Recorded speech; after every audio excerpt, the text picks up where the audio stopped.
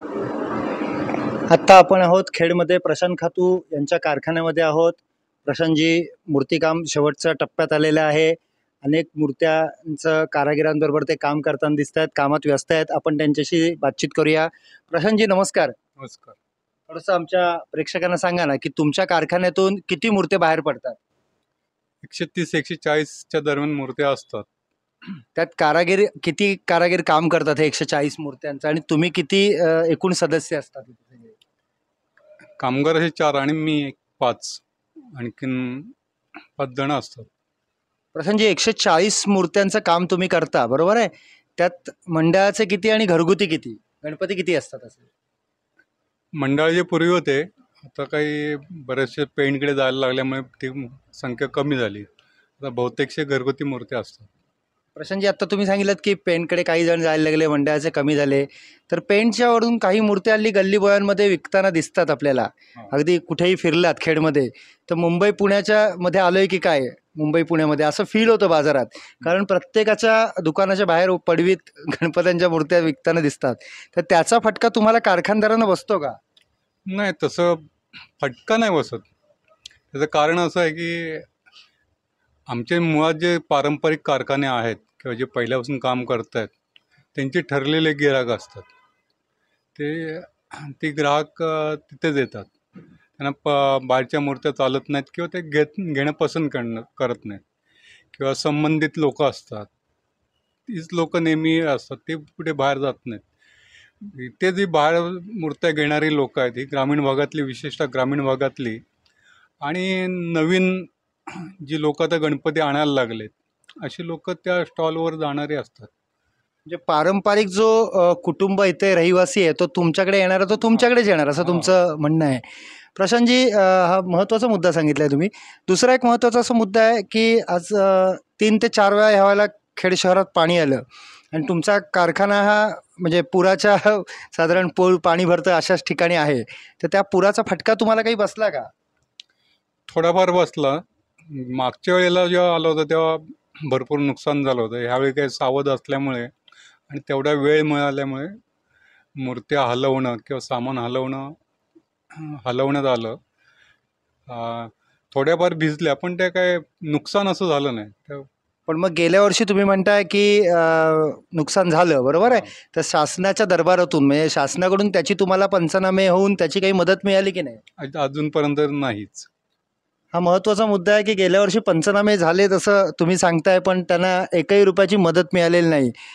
पण मग तुम्ही तुमची संघटना किंवा युनियन किंवा एकत्र असे कारखानदार येऊन त्याच्यावर काही उपाययोजना केलेली आहे की नाही? तर बरेचसे पाण्याखाली येणारे कारखाने 2च, बाकीच्यांना त्याची झळ बसली नाही. त्यामुळे तशी संघटित होऊन हे करणं तसे, आणि तेवढा वेळ पण मिळत नाही नंतर कोणाला. प्रशांतजी मला एक सांगा ना, एक थोडंसं भावनिक प्रश्नाकडे आपण येऊया.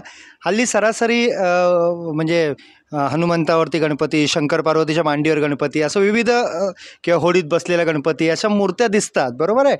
तर त्याच्यावरती तुम्ही काय भाष्य कराल? कारण तुम्ही एका हिंदुत्ववादी संघटनेचं काम करताना आम्हाला नेहमी दिसता, म्हणून हा खास प्रश्न तुम्हाला आहे. हा प्रश्न मी इतर कुठल्या कारखानदारांना विचारला नाही, पण तुम्हाला विचारण्यामागचा हेतू असा आहे कारण गणपती म्हटलं की सरासरी एक असा येतो की एक मांडी घातलेला सरासरी दगडूशेठ हलवाई असेल, किंवा असा हा पोज घेतलेला गणपती असेल, लोढाला टेकलेला असेल, तर ठीक आहे. पण हल्ली निरनिराळ्या म्हणजे अगदी कार्टूनमध्ये पण गणपती आपण बघतो, तर त्याच्यावर आपण काय भाष्य करा? त्या दोघांच्या मुळात चुका आहेत.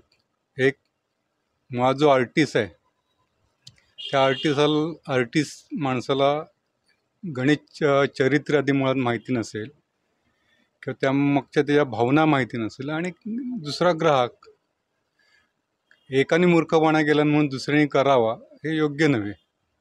मुळात आधी आपण गणेशाचं रूप नेतो, ज्या स्वरूपात नेतो, आपण ग्राहकाने किंवा गणेश भक्तांनी त्याचा विचार करावा. जे आपण रूप नेतोय ते रूप घरात नेल्यानंतर त्याचे पूजन केल्यानंतर आपल्याला प्रसन्न वाटलं पाहिजे, वातावरण प्रसन्न राहिलं पाहिजे. तुम्ही विचित्र ह्याच्यामध्ये एक ठराविक काळ राहू शकता. आपण स्वतः विचार करायचा, आपण किती वेळ राहू शकतो. आपण बसताना किंवा जीवनात वावरताना आपण आपल्याला सोयीस्कर किंवा जे शरीराला जे आसन म्हणजे काय त्याला शब्द वापरू आपण की रिलॅक्समध्ये मला मराठी शब्द झटकन आला नाही.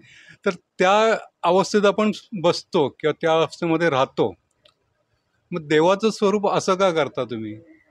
एक पाय उचललेला, हात वर केलेले, हे योग्य नाही ना. असे तुम्ही बराच वेळ राहणार आहात का? नाही. तर ते स्वरूप असं असावं, ध्यान स्वरूप असावं की माणूस ज्या स्वरूपात बसू शकेल ते आसन असावं समोर. आणि आता माझ्याकडच्या जर मूर्त्या तुम्ही बघितल्यात तर सगळ्यात मूर्त्या अशाच दिसतील. एकही मूर्ती तुम्हाला अशी दिसणार नाही जिचा उजवा पाय समोर आहे, देता घेता आहे, ज्याचं आसन त्याचे संपूर्ण देह समोर असेल, की जेणेकरून तो त्याचा आणि भक्ताचा संवाद होतोय असं त्या स्वरूप असावं. याची काळजी ह्यांनी पण घ्यावी आणि जास्त ग्राहकांनी. कारण ग्राहकांनी जर ती मूर्ती नाकारली मग त्याला अक्कल आहे, नाही हे अशी नाही, ग्राहकांची मागणी अशी आहे. प्रशांतजींनी हा महत्त्वाचा मुद्दा सांगितलेला आहे की गणपती हा नेहमी देता घेता असावा. भावुक जेव्हा आपल्या घरी तो नेतो, पूजा करतो, त्याला एक समाधान मिळालं पाहिजे की माझा बाप्पा समोर आहे, मला द्यायला आला आहे आणि मी घेणार आहे, हे एक त्याला समाधान मिळालं पाहिजे असं प्रशांतजींनी सांगितले.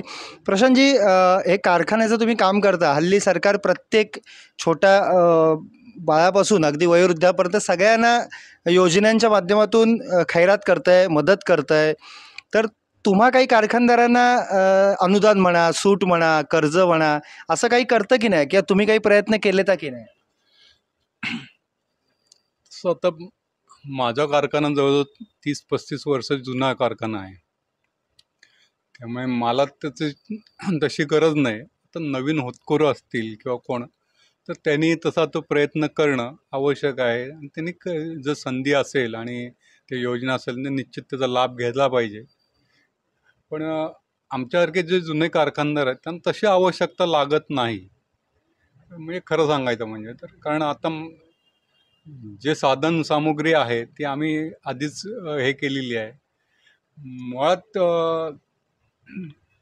कलेच्यासाठी काही नवीन जे होतकरू ह्या धंद्यामध्ये येणार आहेत त्यांना त्याची आवश्यकता आहे आणि त्यांनी ती निश्चित त्याचा घ्यावी, लाभ घ्यायला पाहिजे. हरकत नाही. प्रशांतजी, एखादा एक शेवटचा प्रश्न आहे, कारण तुम्ही कामात व्यस्त आहात, आम्ही मगापासून बघतोय.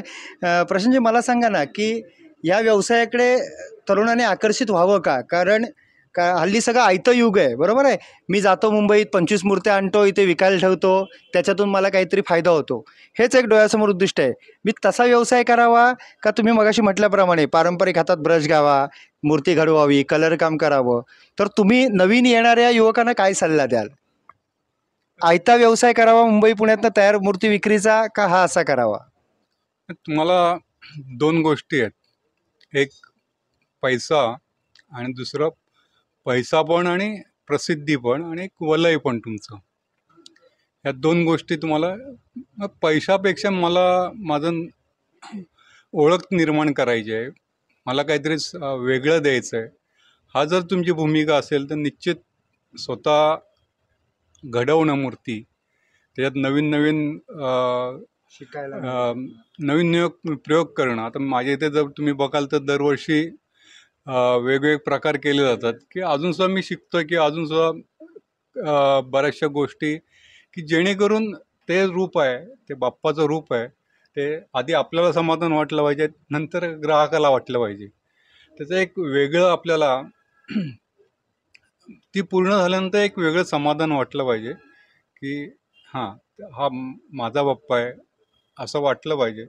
नेणाऱ्या ग्राहकाला असं वाटलं पाहिजे, अरे मी एक माझा लाडका देव घेऊन जातोय चांगल्या स्वरूपात. तर ह्या गोष्टीसाठी तुम्हाला मेहनत लागणार आहे, मेहनत करावी लागणार आहे. हे काय तुम्ही तिथनं पेणमधनं किंवा बाहेर मुंबईतनं याच्यातनं मूर्त्या आणणार आहेत, विकणार आहेत, तर त्याच्यात तुमचं काही कौशल्य असणार नाही आहे. नुसतं नफा घेणं आणि तो व्यवसाय म्हणून तर तुम्ही तो व्यवसाय होणार नाही, एक पैशासाठी केलेला धंदा म्हणून. आणि बप्पाचा धंदा करू नये असं तुमचं मत आहे. नाही, म्हणजे धंदा करायचा आहे का तुम्हाला व्यवसाय करायचा आहे? म्हणजे एक तुमची ओळख निर्माण करायची आहे. तर ओळख निर्माण करायची असेल तर स्वतः घडवणं आणि स्वतः हे करणं प्रशांतजी आवश्यक आहे. प्रशांतजी एखादा जर युवक असा उद्या तयार झाला की मला हे शिकवा ना, मला शिकायचं आहे, तर तुम्ही त्याला तुमच्या कलेचे धडे द्याल की नाही? श्री गणेशा त्याला द्याल की नाही? 101%. कारण मी शेवटी शिकलोय तर कोणाला तरी बघून, कोणाला तरी विचारून. त्या लोकांनी मला सांगितलं म्हणून मी आज या प्रकारच्या मूर्त्या रंगवू शकतोय. आता बरेचसे कारखानदार येतात, विचारत असतात. माझे ते सगळं उघड आहे, काही लपवलेलं नाही. तर बरेचसे येतात, त्यांना पण मी सल्ले देतो आणि असं कोण असेल आणि असं कोण आलं तर 101% त्याला सहकार्य आणि मार्गदर्शन करीन विनामूल्य. अगदी शेवटचा प्रश्न आमच्या चॅनलच्या माध्यमातून तुम्ही सरकारला काय सांगाल? कारण बरंचसं रंगकाम असेल, माती असेल किंवा प्लॅस्टर ऑफ पॅरिसच्या मूर्त्या आणायला लागतात. या कामी तुम्हाला पैसे नक्कीच लागत असतील ना? तर तुम्ही शासनाला काय सांगाल की कारखानदारांना त्यांनी कशा पद्धतीने मदत द्यावी सरकारने? माझं मत या सगळ्यांपेक्षा वेगळं आहे. प्रत्येक गोष्ट सरकारकडे जावी, सरकारकडे मागावी, हे करावे, ते हे काही योग्य नव्हे मला वाटत. तुम्ही व्यवसाय करणार, उद्या तुम्हाला या व्यवसायातनं तुम्ही मोठी प्रगती केलीत, तुम्ही समाजासाठी काय देणार आहात का? सरकारला तुम्ही काय देणार आहात का? त्याचं उत्तर नाही आहे ना. तुम्ही ठीक आहे, तुमच्यावर आपत्ती आल्यानंतर तुम्ही मागणी करा, पण तुम्हाला व्यवसाय करायचा आहे म्हणून तुम्हाला शासन दरबारी या अमुक एक तर ते योग्य नव्हे. तुम्ही असं तुम्ही आट्टा करू शकता की बुवा माझ्या जिल्ह्यामध्ये एखादं असं जेजॉब आर्टसारखं हे नाही आहे, ते निर्माण करा, जेणेकरून तिथे चांगले विद्यार्थी घडतील. तर ह्या मागण्या करणं वैयक्तिक मागणी आणि हे ते योग्य नाही असं मला वाटतं. आणि प्रत्येक गोष्ट सरकारवर टाकायची तर माझं तर मत असं की ते योग्य नव्हे. राष्ट्राचा विचार करता प्रत्येकाने आपलं योगदान देऊन राष्ट्र उभारणीसाठी काम करणं, प्रत्येक गोष्ट सरकारवर देणं, सरकारला दोष देणं हे योग्य नाही असं मला वाटतं. धन्यवाद. दीपवाहिनीशी मनमोकळे आणि एक थोडेसे वेगळे मी तुम्हाला प्रश्न विचारले. आपण अनेक कारखान्यातून प्रशांतजी फिरलो, पण मी बाकीचे असे प्रश्न विचारले नाही जे तुम्हाला विचारले. छान मनमोकळ्या गप्पा मारल्यात. तुमच्या मनोकामना नक्कीच पुऱ्या होत अशी मी दीपवाहिनीकडून आम्हा सगळ्या टीमकडून तुम्हाला शुभेच्छा देतो, श्रींचरणी प्रार्थना करतो आणि ही अशी कलाकृती आम्हाला नेहमी पुढली अनेक वर्ष बघायला मिळो हीच प्रार्थना करतो. धन्यवाद.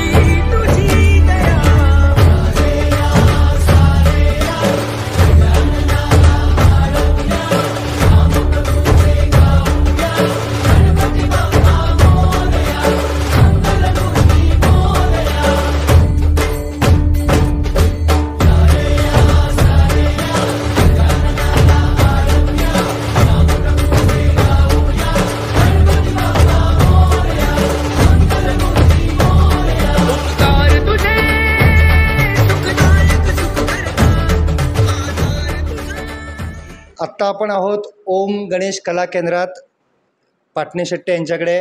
आत्ता नितीश दादाला मी तो कामात व्यस्त असताना थोडासा त्याचा वेळ घेतो आहे. दादा नमस्कार. खूप गणपतीकडे बघून प्रसन्न वाटलं आहे. किती वर्ष सेवा करता येईल? आता जवळजवळ बाबांच्या आधीपासून कारखाना चालू आहे, आजोबांपासून. आणि बाबा आता नाही म्हटलं तरी एक 40-50 वर्ष काम करतात त्याच्यामध्ये. त्यानंतर मग आमची पुढची पिढी पण या कामात आता व्यस्त झालेली आहे. म्हणजे तुमची तिसरी पिढी आहे, हो, तिसरी पिढी ही. तुझी हो. तिसरी पिढी आहे. 3 पिढ्यांचा हा कारखाना चालू आहे, हे महत्त्वाचं आहे. आणि म्हणजे थोडक्यात लहानपणीचे सगळे ब्रश हातात आला आणि रंगकामाचे धडे बरोबर. तू बाबांकडनं घेतलेस, बरोबर ना? बरोबर. पहिल्यांदा आम्हाला म्हणजे हे रंगवायचं, बैठक रंगवायची. त्यानंतर मग आम्ही ह्याच्यावर आलो. मग त्यानंतर मग आम्ही डिझाईन करायला लागलो. मग आता आम्ही यावर्षी आखणी पण करायला लागलो. असं हळूहळू स्टेप बाय स्टेप आमचं वाढत गेलं आर्ट. पण दादा मला सांग ना, आपल्या कारखान्यात एकूण गणपती किती असतात? आपले फक्त कारखान्यामध्ये जवळजवळ एक 60-70 गणपती असतात. फक्त ऑर्डरचे गणपती असतात. जे आपण आपले जे स्थानिक इथली माणसं आहेत त्यांचे गणपती असतात आपले. पण त्यात किती फुटापासून कितीपर्यंत? आपल्याकडे 1.5 फुटापासून 6 फुटापर्यंत गणपती आहेत जवळ. आणि मंडळाचं वगैरे त्यात असतात का? हां, मंडळाचे पण गणपती आहेत आपल्याकडे. कोणतं मंडळ? आपल्या खेडचं टायटनचा राजा, त्याच्यानंतर शिवनेरी बरोबर, नगर हां. त्यांचा राजा, तो एक आपल्याकडे असतो गणपती. आणि अजून मोठे गणपती म्हणजे ते आहेत ते स्थानिक लोकांचे आहेत घरगुती. 3 ते 4 मंडळ, बाकी सगळे असे टोटल 60 गणपती असतात. दादा मला एक सांग ना, आणि आपलं वैशिष्ट्य म्हणजे आपल्याकडे मातीचे सुद्धा गणपती असतात. मातीचे किती आणि प्लास्टर ऑफ पॅरिस? मातीचे आपल्याकडे जवळजवळ 20-25 असतात गणपती. हां, आणि बाकी प्लॅस्टर ऑफ पॅरिस. दादा मला मला एक सांग ना, म्हणजे सेवा आहे ती, व्यवसाय नाही खरा, पण एक प्रेक्षकांसाठी प्रश्न, की प्लॅस्टर ऑफ पॅरिसची किंमत आणि मातीच्या गणपतीची किंमत ह्याची काय तफावत असते साधारण काय? म्हणजे आता 2 फूट ही मूर्ती आहे, ही प्लॅस्टर ऑफ पॅरिसची किती आणि तीच जर मातीमध्ये घेतली तर किती? तफावत म्हणजे कसं आहे की याच्यामध्ये तफावत ही मेहनतीची आहे. पहिलं म्हणजे प्लॅस्टर ऑफ पॅरिस बनवायला मूर्तीला मेहनत कमी लागते. हां. पण जी मातीची आपण मूर्ती बनवतो त्याला माती मळण्यापासून, छाप भरण्यापासून आणि तिची 3 महिने केअर करणे, म्हणजे तिला जपून ठेवणे. बरोबर. कारण तिला डॅमेज झालं जर काय तर आपण तिला काही रिपेअर करू शकत नाही. एखाद्या वेळेस प्लॅस्टरला काय झालं, जर डॅमेज झालं तर आपल्याला कधीही रिपेअर करू शकतो. म्हणजे आत्ता रंगवलेला सुद्धा गणपती आहे, जरी तो डॅमेज झाला, इथून हात जरी यांचा काही झालं तर आपण त्याला परत जॉईंट करू शकतो. पण मातीचा गणपती हा बघा आपल्याकडे आहे मागे, त्याला आपण जरी काय झालं तर परत माती भिजवायची, परत माती गणपती तयार सुरुवातीपासून श्री गणेश त्याचा झिरोपासून स्टार्ट करायचं परत. ही मेहनत मातीमध्ये आहे. प्लॅस्टर ऑफ पॅरिसला तसं नाही. तसं तेवढं नाही मेहनत. दादा मला एक महत्त्वाचा प्रश्न आहे, की हल्ली गल्लोगल्ली जेव्हा खेडमधनं आपण फिरतो तर असं आपल्याला गणपतीच्या सीझनला असा फील होतो की आपण पुणे मुंबईमध्ये आहोत की काय. कारण प्रत्येकाच्या दुकानाबाहेर छोट्या छोट्या मूर्त्या, छोट्या एकदम मोठ्याही मूर्त्या विकायला मिळतात. तर त्याचा फटका तुमच्या कारखानदारांना बसतो का? नक्कीच बसतो. कशा पद्धतीने? कशा पद्धतीने म्हणता येईल तर लोकांना हल्ली गणपतीचं किंमत कमी मिळते. अच्छा, म्हणजे त्या किमतीने कमी असतात कमी का? असतात, किमतीने कमी असतात. किंवा त्यांना लांबून अट्रॅक्शन वाटतं, पण जेव्हा जवळ जाऊन बघतात तेव्हा त्यांना ॲक्च्युअलमध्ये त्यांना काम समजतं गणपतीचं काय, ते एक असतं. आणि काय झालं आहे हल्ली लोकांचं एक ते म्हणतो ना आपण ट्रेंड झाला आहे की बाहेर जाऊन स्टॉलवर 10 ठिकाणी बघायची गणपती. पण मुळात जे आपण गणपती घरात आणतो ना, हा कारखानदाराकडूनच आणला पाहिजे, ही प्रथा आहे पहिल्यापासून. तर ती आताच्या पिढीने मोडीत काढलेली आहे अक्षरशः. आणि आता काय झालं आहे की लोकांना प्रत्येक गणपती आता स्टॉल लावतात, म्हणजे प्रत्येकाचं दुकान आहे, 10 गणपती आणले, ठेवले, कोणी बघितले, दिले, असं होतं. हा महत्त्वाचा मुद्दा आहे. खरं तर दादाने आता सांगितलेलं आहे, खऱ्या अर्थी वडिलांकडून त्यांनी ती कला जोपासली म्हणायला काही हरकत नाही. कारण गणपती श्रींची मूर्ती आपण जी घरी प्राणप्रतिष्ठा करतो ती त्या साच्यात बनलेली असावी, कारखानदारांकडनं विकत आणलेली असावी, हा महत्त्वाचा गाभा आहे. आणि खरोखरच तू बाबांकडनं छान शिकला आहेस. दादा मला सांग ना, तुमच्या घरातले किती सदस्य ह्या कामात व्यस्त असतात आणि किती कारागीर असतात? कारागीर म्हणण्यापेक्षा आम्ही सगळेच सदस्य या कामात असतो. कायम जे काय येईल ते काम आम्ही करत असतो, जे वाटेल ते. म्हणजे गणपती उचलण्यापासून, कलर करण्यापासून, मग गणपती खाली पोचवण्यापर्यंत अगदी. बाकी आपलं वरती कारखाना असल्यामुळे पाण्याचा फटका आपल्याला काही बसत नसेल? पाण्याचा फटका नाही आहे असं आम्हाला काही. आम्ही फर्स्ट फ्लोअरला असल्यामुळे आम्हाला पाण्याचा फटका कमी महापुराचा बसतो. फटका काही नाही. बसत नाही. दादा मला सांग ना, की शासन दरबारातून, कारण आताचं शासन आहे ते भरपूर प्रत्येक व्यावसायिकाला, प्रत्येक व्यक्तीला मदत करतं आहे. तुमच्यासारखे कारखानदारांना मदत करतं की नाही? करतं. तशा काही त्यांच्या योजना आहेत, पण त्याचा लाभ सर्वच घेतात असं काही नाही. पण तुम्ही घेतलाय की नाही? आम्ही अजून तरी घेतलेला नाही आहे, तशी वेळ आलेली नाही आहे. पण बाजारात जे आपण स्टॉल बघतोय किंवा हे बघतोय, तर पुढच्या भविष्यात असं होऊ पण शकतं की घ्यावं पण लागेल. अच्छा. आम्ही आत्ता रंगवून आम्ही बाहेरून पण गणपती विकत आणू शकतो आणि स्टॉल लावू शकतो. पण आमचं काम हे आम्हाला प्रिय आहे. आम्हाला श्रद्धा महत्त्वाची. आमच्याकडून गणपती रंगवून तो गेला पाहिजे घरात. आम्हाला काय भले आम्हाला आज आम्ही ऑर्डर दिली तर आम्हाला 100 काय 500 गणपती काय 5000 पण गणपती मिळतील विकायला. बरोबर. पण आम्हाला ते नाही करायचं आहे. आम्हाला आमची कला लोकांपर्यंत पोचवायची आहे. तेच आमचं फक्त ध्येय आहे याच्यामध्ये. पैसा कमवणं नाही, सेवा महत्वाची आहे, लोकांना आनंद देणं महत्वाचं आहे असं दादांनी सांगितलं. तिसऱ्याला घेऊन तिसऱ्याला विकून आम्हाला दलाल बनायचं नाही आहे याच्यामध्ये. खऱ्या अर्थी सेवा करायची आपल्याला. दादा अगदी माझा एक शेवटचा प्रश्न आहे की चतुर्थीला सगळेच गणपती आपल्या घरी जात असतील, दुपारी 12:30-1 नंतर सगळाच कारखाना तुमचा रिकामा होत असेल, त्या दिवशी काय असतं, काय वाटतं तुला त्या दिवशी? त्या दिवशी म्हणजे घरात जेव्हा गणपती नसतात इथे म्हणजे एक एक जण घेऊन जातं जशी तसा गणपतीचा हा पूर्ण एरिया सगळा रिकामा होत जातो. इथं आवाज घुमायला लागतो, आमचाच आवाज घुमायला लागतो. आत्ता जो आवाज घुमत नाही तो आमचाच आवाज घुमायला लागतो आणि आम्हाला घर असं भकास झाल्यासारखं वाटतं पूर्णपणे. दादा मला सांग ना, एखादा आज तू जवळजवळ म्हणालास की आमचा 60 वर्षापेक्षा जास्ती कारखाना आहे, तुला आलेला अनुभव एखादा शेअर कर ना प्रेक्षकांचा. अगदी शेवटचा प्रश्न आहे हा, की तू काम करत असताना तुला आलेला सुखद अनुभव, श्रींची सेवा करत असतानाचा. सुखद अनुभव म्हणजे माझा यावर्षीचा अनुभव आहे एक चांगला, की आता बाबांचं पण वय आज 65 वय झालं, 62-65. तर यावर्षी आजपर्यंत मी कधी आखणी कधी केली नव्हती गणपतीची आजपर्यंत, पण मी बाकीची सगळी कामं करायचो. पण यावर्षी मी एक ब्रश घेतले आणि डायरेक्ट सुरुवातच केली. बोललो बघूया आज काय होतं आहे ते. कोणाला विचारलं नाही, काय नाही, कोणाला बसवली पण नाही बाजूला, आणि डायरेक्ट सुरुवात केली आखणी करायला. जशी आखणी झाली तशी बाबांना बोलवली, दाखवलं हे ना. त्यांनी माझी थोडीशी 1-2 चुका काढलेन. त्यातून मी 7-8 गणपती, 9 गणपती, 10 गणपती झाल्यानंतर त्यात सुधारणा करत गेलो जशी पाहिजे ती. आणि आत्ता त्यांनी आज मला सांगितले की नाही, आज तुझी ही आखणी ही परफेक्ट आहे, बरोबर आहे. गणपतीने करून घेतलं. मला मी नाही केलं की नाही चालेल, कर पुढचं. खूप सारा छानशा गप्पा त्यांनी मारलेल्या आहेत, त्याच्या बोलताना डोळ्यात पाणी दाटलेलं आहे, तेही आपण बघताय. आणि मीही अशीच प्रार्थना करीन की तुझ्या मनातल्या सगळ्या मनोकामना नक्कीच श्रींच्यानी प्रार्थना करतो पुरे होत. आणि वेळात वेळ काढून आमच्याजवळ, आमच्या वाहिनीजवळ तू बोललास, प्रेक्षकांजवळ गप्पा मारल्यास, मी तुला खूप सारे धन्यवाद देतो आणि पुढील वाटचालीस शुभेच्छा देतो. थँक्यू.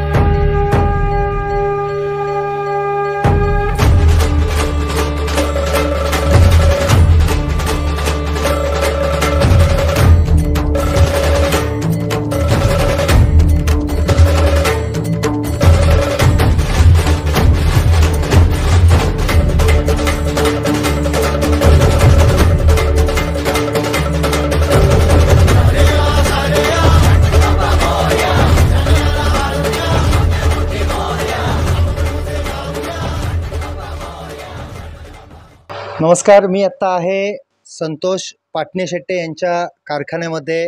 गेली अनेक वर्ष पारंपरिक अशा पद्धतीने इथे मातीच्या साच्यातले गणपती बनतात. आणि वडिलोपार्जित असा हा दादांनी आत्ता माझ्याशी गप्पा मारताना सांगितलं की आमचा व्यवसाय चालू आहे, आम्ही सेवा करतो आहोत असं त्यांनी सांगितलेलं आहे.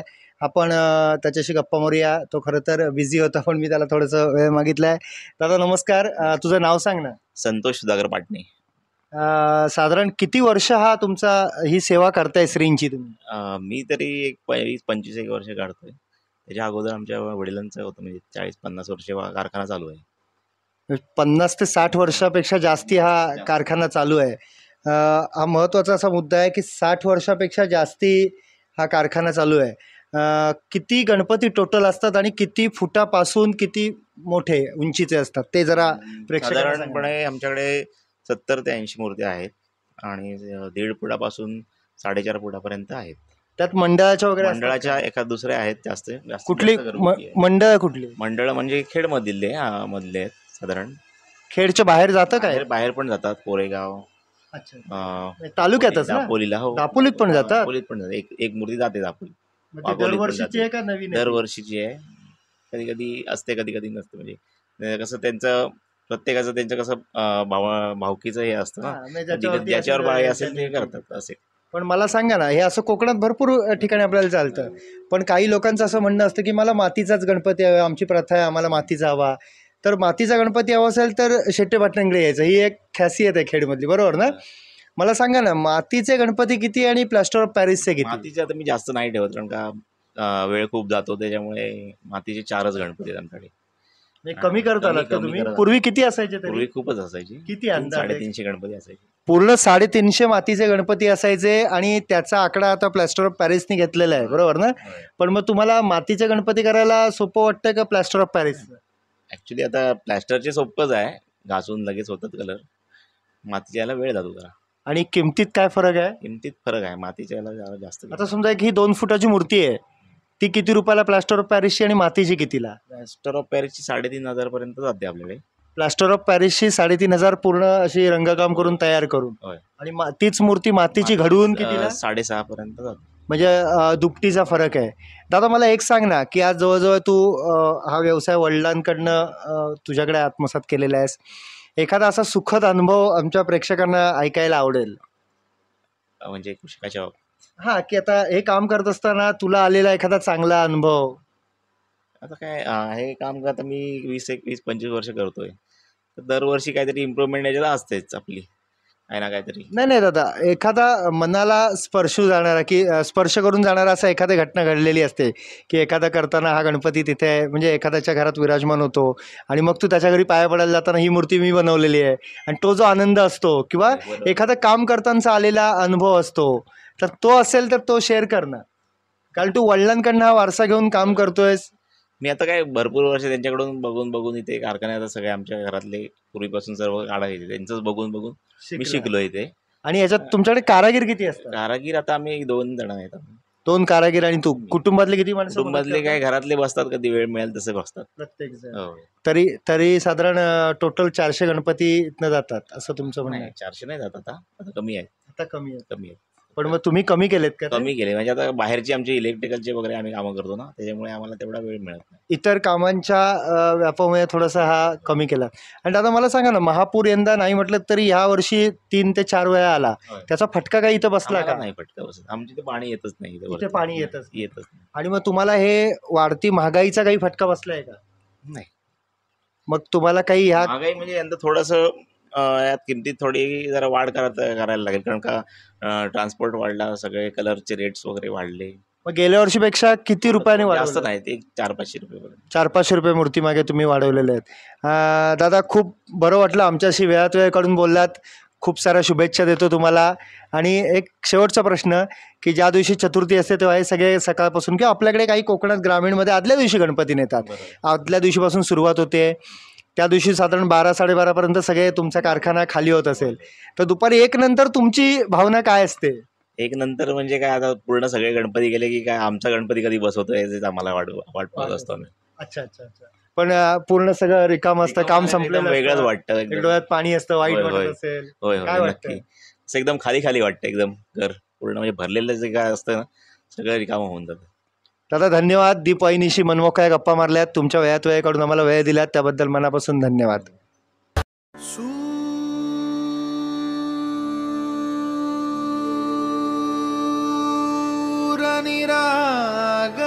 हो गणपती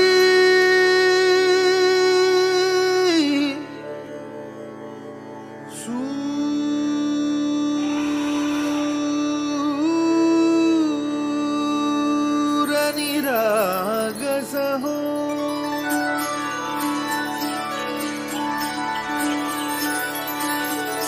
सूरनिरागस हो गणपती सूरनिरागस हो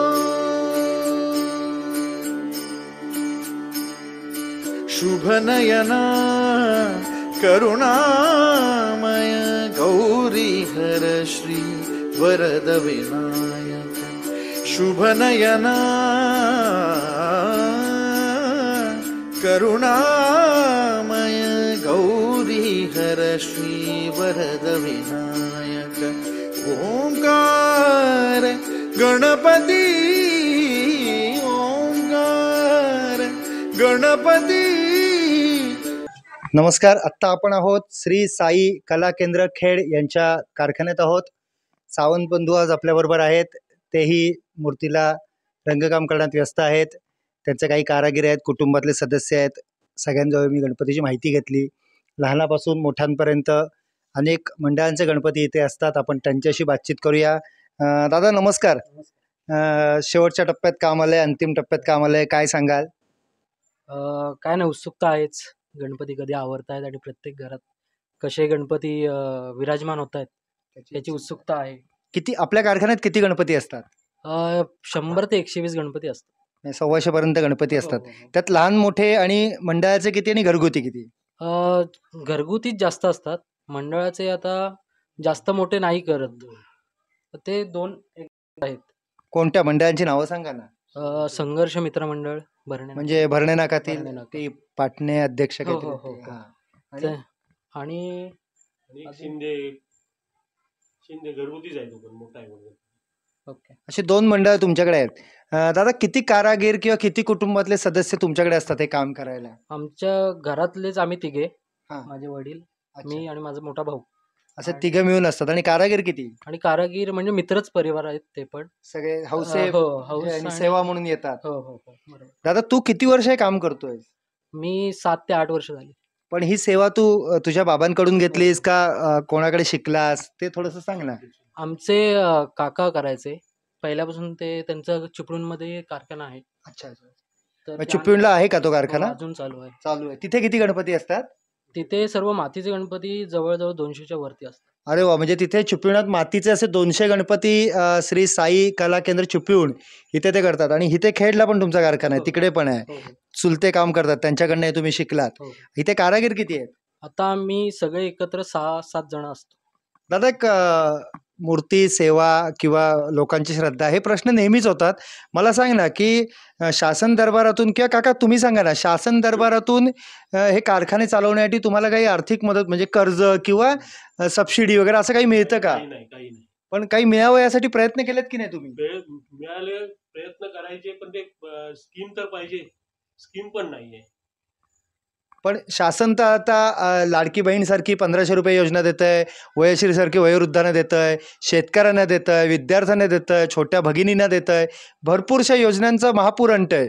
मग तुमच्या खऱ्या जागीर आहेत काय जे हे श्रींचं काम घडवतात, प्रत्येक घरात श्रींच्या विराजमान होतात, तर तुमच्यासाठी काही योजना आहे? तुम्ही पाठपुरावा केलाय की नाही? अजून पाठपुरावा केला नाही. योजना तर नक्कीच आपण पाठपुरावा करू.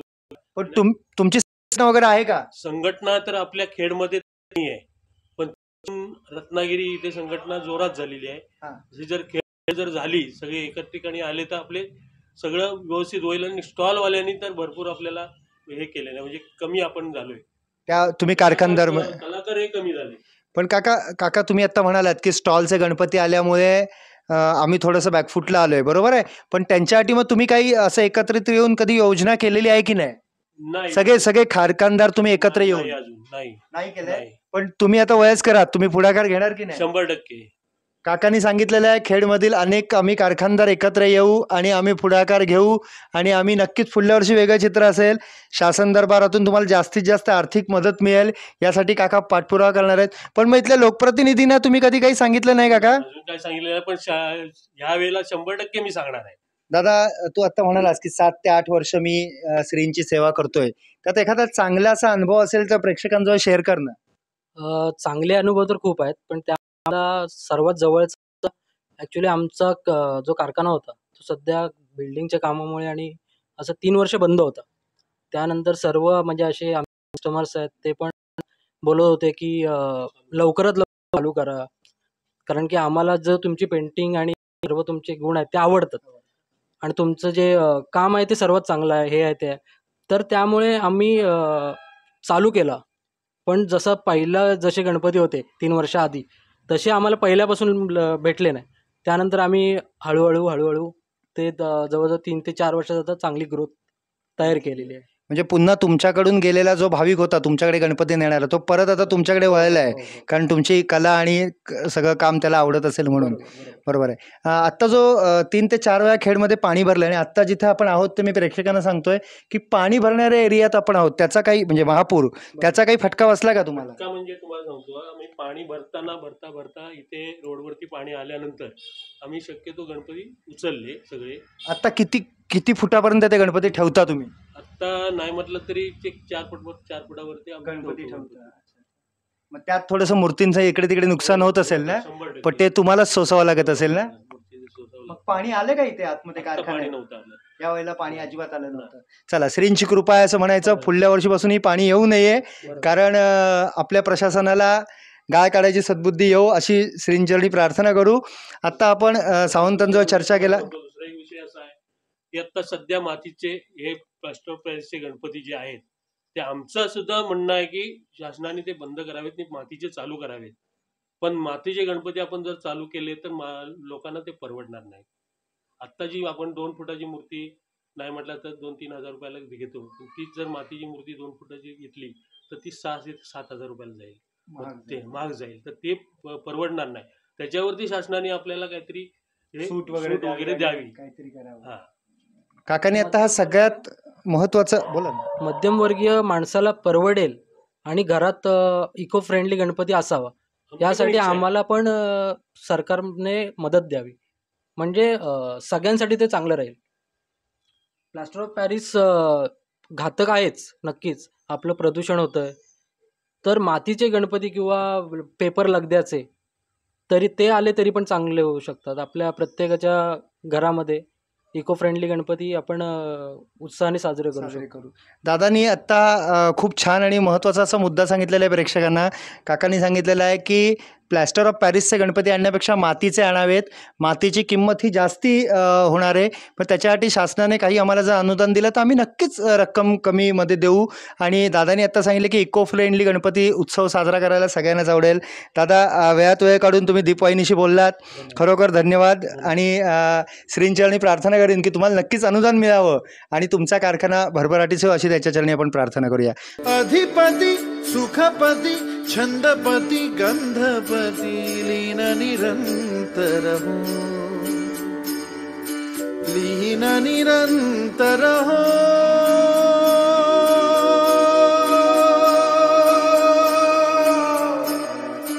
सूर निरागस हो, सूर निरागस हो. गणपती सूर निरागस हो.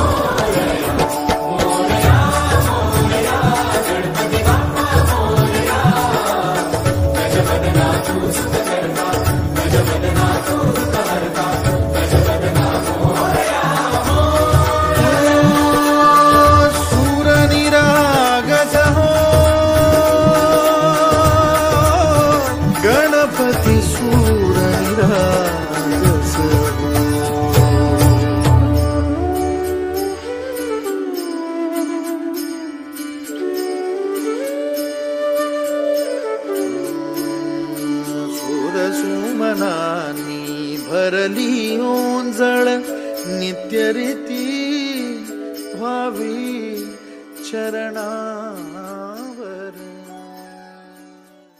नमस्कार. काही दिवसांवरतीच गणरायाचं आगमन होणार आहे. अनेक ठिकाणी बाजारपेठेमध्ये खरेदीसाठी लगबग सुरू झालेली आहे.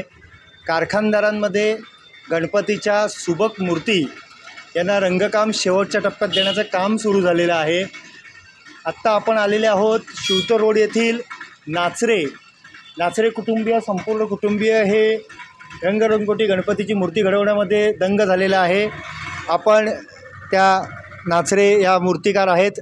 नाचरे काका यांच्याजवळ थोडंसं गप्पा गोष्टी मारूया, माहिती घेऊया. नाचरे काका नमस्कार. नमस्कार. तुमचं नाव सांगा ना. मारुती नाचरे, मारुती श्रीपत नाचरे. मारुती श्रीपत नाचरे असं काकांचं नाव आहे. काका हा व्यवसाय शब्द म्हणणं खरा चुकेल, पण ही सेवा म्हणूया आपण. ही सेवा तुम्ही किती वर्ष करताय? जवळजवळ 17-18 वर्ष झाली. 18 वर्ष. 17 ते 18 वर्ष ही सेवा करताय. होय. पण मग मूर्ती नुसतंच रंगकाम करता का मूर्ती आणून त्याच्यानंतर नाही, रंगकाम नाही. करता? मूर्ती इथेच घडवतो, इथे त्याचं हे प्रोसेसिंग करतो आणि सगळं काय इथे करून मगच हे देतो. सगळे कारखाने म्हणजे मुंबई पुण्यातनं मूर्ती आणून रंगकाम करणं असं करत नाही. स्वतः इथे बनवतो. त्या डाय पडलेले आहेत तिथे. काकांनी सांगितलेलं आहे मूर्ती प्रथम मी इथे घडवतो, मूर्तींचं सगळे साचे माझ्याकडे आहेत, मूर्ती साच्यानंतर बांधून झाल्यानंतर आम्ही रंगकाम करतो. काका 17 ते 18 वर्ष हे काम करताय तुम्ही, बरोबर आहे? बरोबर. ही कला तुमच्याकडे कशी आली? काही नाही, म्हणजे एक हौस होती मनामध्ये की आपल्याला म्हणजे मूर्ती घडवायची आहे, देवाच्या समोर चिंतन करायचं आहे. त्या चिंतनातून ती एक ओढ लागली, त्याच्यामुळे ते मी त्याचा वेडा झालो. आणि त्या वेडपणामध्ये मी त्या आणल्या, पहिल्यांदा वेड्या वाकड्या निघाल्या, त्याच्यानंतर शिकत गेलो, आता ह्या स्टेपला आलो. म्हणजे मी मगाशी सुरुवातीला काका म्हटलं ते बरोबर आहे ना, की हा व्यवसाय नाही, ही सेवा आहे. आणि काकांनी सांगितलेलं आहे की मी चिंतन करत असताना या मूर्ती घडवल्या. पहिल्या मूर्ती काही खराब निघाल्या, पण आता श्री स्वतः आकार घेतात आणि छानपैकी आहे असं काकांचं म्हणणं आहे. काका हे काम करताना तुम्हाला घरातले लोक कोण कोण मदत करतात? कम्प्लिटली आमचं घर ह्या मूर्तीमध्येच आहे. अगदी माझा नातू लहान असताना 10-11 वर्षाचा नातू आहे, तो सुद्धा मूर्ती रंगवण्यामध्ये मदत करतो. 11 वर्षाचा काकांचा नातूही, नातवाचेही छोटे चिमुकले हात या मूर्तीवर रंगकामात व्यस्त असतात असं काकांनी आता सांगितली. काका एखादा चांगला असा अनुभव सांगा ना या 16-17 वर्षाच्या कारकिर्दीतला.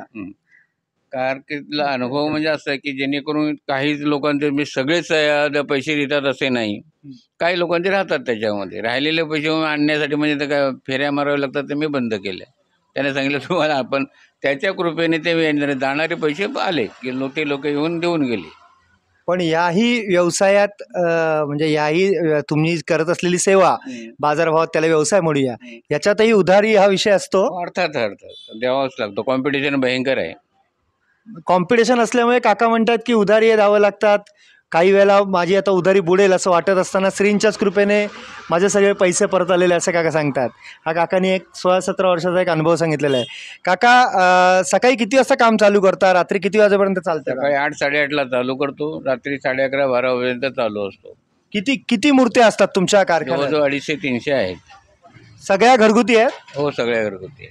आणि मंडळाच्या वगैरे आहेत का? नाही, मंडळाचे घेत नाही मी. घेत नाही म्हणजे का त्या मोठ्या असतात, ते आम्हाला इथे उलाढाल करायला जमत नाही. पण काका आता तुम्ही मगाशी सांगितलं की कुटुंबातले सदस्य माझ्याकडे आम्ही सगळे काम करतो नातवासकट, बरोबर आहे? मग कोण कारागीर वगैरे आहे बाहेरच्या येऊन? आता समजा ही मुलगी बसले, तिला रंगाची आवड आहे, त्या आवडीने इथे करते, त्याच्यात आम्हाला ती मदत होते. असे जवळजवळ 8-9 मुलं येतात रात्रीची. अरे वा, आवडीसाठी येतात, बसतात, रंगाने हात मारतात आणि त्यांचं मनसोक्त त्यांना आनंदाने जातात, आनंदाने परत येतात. मला वाटतं ही हा श्रींचा तुमच्यावर होणारा आशीर्वाद असेल असं म्हणायला हरकत नाही. काकांनी हे सगळं बोलत असताना एक महत्त्वाचा विषय सांगितला की वाडीतील इथे शेजारी पाजारची 6 ते 7 मुलं मुली अशी आहेत जी येतात, रंगकाम करतात. या चिमुकली आपल्याला इथे दिसले. ताई तुझं नाव सांग ना. आरवी अभिजित खेडेकर. कितवीला आहेस तू? चौथीला असणारी छोटी चिमुकली आहे आणि ती रंगकाम करते. ताई तू कधीपासून हे करतेस? आता नाही आठवत आहे पण करते लहानपणापासून. तिकडे बघून सांग ना. आता नाही आठवत पण लहानपणापासून करते. तिने अगदी बालिशपणे उत्तर दिले की मी लहानपणापासून करते. ताई तुला ब्रश हातात धरायला ह्या आजोबांनी शिकवले? हो. आणि ते सगळ्या मुलांना शिकवतात? हो. मग तुला हे आवडतं? हो. ही बाप्पाची सेवा करून काय मिळतं का तुला? चांगलं वाटतं की सगळ्यांना देतोय बाप्पा, आता चांगलं घडवायचं आणि द्यायचं, चांगलं वाटतं. खूप छान ताई, मस्त. ताईने आजोबांशी मी गप्पा मारत असताना ताईनं आमचं लक्ष वेधून घेतलं आणि ती मूर्ती रंगकाम करण्यात दंग होती. मी तिच्याशी गप्पा मारल्या. नाचरे काका, खरोखर तुमचं कौतुक आहे की तुम्ही नुसतंच रंगकाम त्या मुलाला शिकवत नाही आता, तर एक त्यांना वेगळा आनंद देत आहे. अजून आम्हाला एखादा असा अनुभव सांगा ना की जो सुखद अनुभव असेल, की गणपती ज्या दिवशी सगळे घेऊन जातात त्याच्यानंतर तुमचा हा थोडासा कारखाना रिकामा होत असेल, त्यावर तुम्हाला काय वाटतं? त्या दिवशी काय वाटतं? त्यावेळेला अक्षरशः संध्याकाळचं मन दुःखिष्ट असतं की आज माझा भरलेला कारखाना किंवा रंगीबेरंगी म्हणजे कारखाना दिसत नाहीये.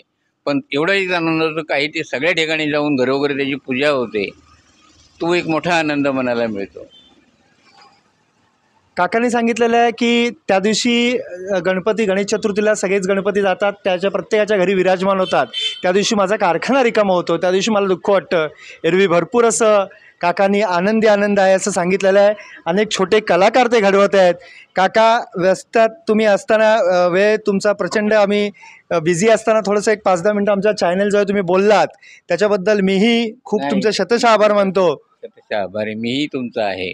कारण उद्याचे छोटे कलाकार घडवण्याचं महत्त्वाचं काम तुम्ही घडवताय, त्याबद्दल तुमच्या हातून असे श्रींच्या मूर्त्या घडो हीच त्यांच्या चरणी प्रार्थना करतो आणि थांबतो. धन्यवाद. आन्हे बालक सुमधुर हासे भावतसे वाहो सुरातुन ओंकार गणपती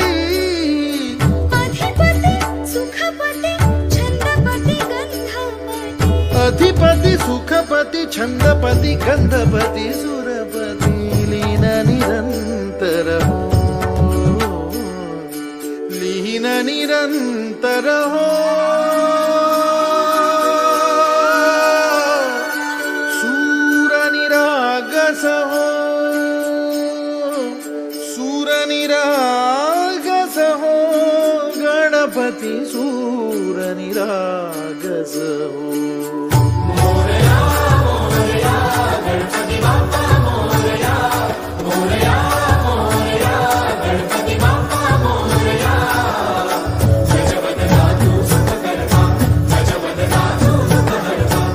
आत्ता आपण आहोत गजानन आर्ट्स या कारखान्यात.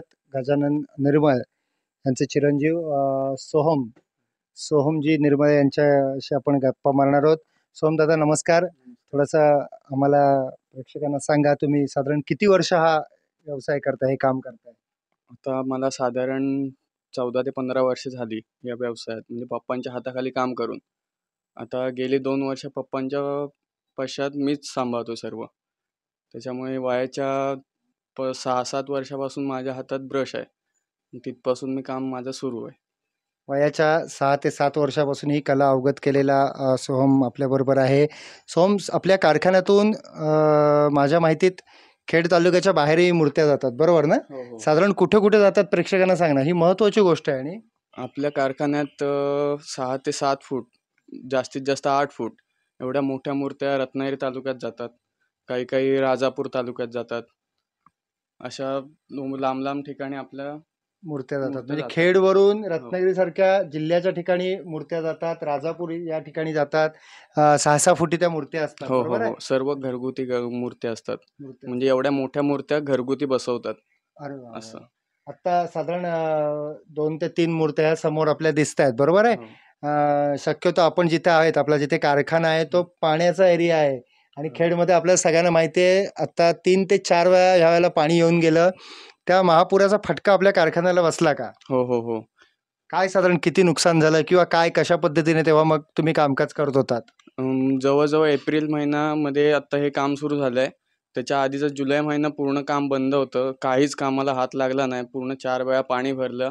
मग तेव्हा या मूर्त्या ठेवता कुठे तुम्ही? मोठ्या मूर्त्या हलवायला आम्हाला चान्स नाही. छोट्या बापरे. मूर्त्या जेवढ्या असतात तेवढ्या कुठे घरात वरच्या साईडला जेवढी जागा भेटेल तिथे पूर्ण घरात मूर्त्या ठेवतो. पण या मोठ्या मूर्त्या हलवायला आम्हाला जागा भेटत नाही. मग यावेळेला पाणी कुठपर्यंत आलेलं? साधारण किती फूट पाणी भरलेलं काय? पाणी थोडं म्हणजे घरात आलं, पण इथपर्यंत आलं नाही, ही देवाची कृपा. म्हणजे श्रींच्याच कृपेने पाणी नाही आलं असं म्हणायचंय. दादा, मला सांग ना, तुम्ही किती कारागीर आणि किती कुटुंबातले सदस्य हे रंगकाम किंवा मूर्तींचं कारखान्यात काम करता? आता आमच्या घरातले तरी मी, माझा मोठा भाऊ आणि आई, हे तिघं आम्ही कंटिन्यू असतो. नातेवाईकांमधले काही मुलं येतात, खोंडे गावातली काही मुलं येतात, परत माझे मित्रमंडळी आहेत त्या येतात काय काय. पण ते त्यांच्या सोयीनुसार जेव्हा त्यांचं काम आटपेल तेव्हा मला त्यांचं काम सांभाळून ते तुला मदत करायला येतात.